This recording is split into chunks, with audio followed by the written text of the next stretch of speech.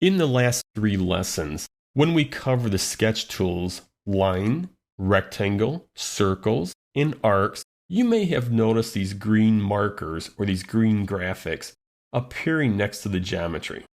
These are called automatic relations, and that's what we're going to be covering in this lesson. So let's begin. Notice I am still in a sketch. So I'm going to go into my line tool, go out to the screen, and select my first point by left mouse clicking.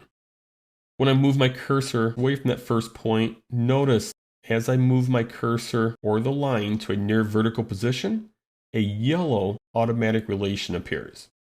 If I left mouse click, that vertical relation is applied to that line. Let me create another vertical line, but this time I am going to select that relation and then tap the delete key on the keyboard to remove that relation from that one piece of sketch geometry. Now notice this vertical line that has the automatic vertical relation. If I grab the very end of the line, I can move the line left and right. I can make it shorter, taller.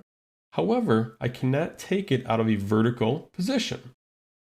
Where this line over here, I can make it shorter and taller, but I can also move it out of vertical orientation. And that's because this one has the vertical automatic relation. Now I'm going to go back into the line command, and I'm going to create a line going off in this direction here. Now notice I get these 2 yellow lines in the screen. These are referred to as inference lines. If I move my cursor above this one, I see an automatic relation of perpendicular, or if I move it above this one, collinear. So I'm going to move it back here and place an automatic relation of perpendicular. And notice my next point, the same thing, perpendicular, collinear. Or I can simply move it off in a different direction and not have an automatic relation apply. I'm going to tap the escape key to end out of the line command. And notice when you place your cursor above a relation, it will highlight the geometry that relation relates to. So these 2 pieces of geometry will always remain perpendicular to one another. So if I grab this endpoint, notice how those 2 lines are always perpendicular to each other. Next, I'm going to draw a circle. And notice the circle is highlighted. I'm going to go to the line command, select the edge of the circle, and notice no matter where I move the cursor, that line is tangent to the circle. I can select a point.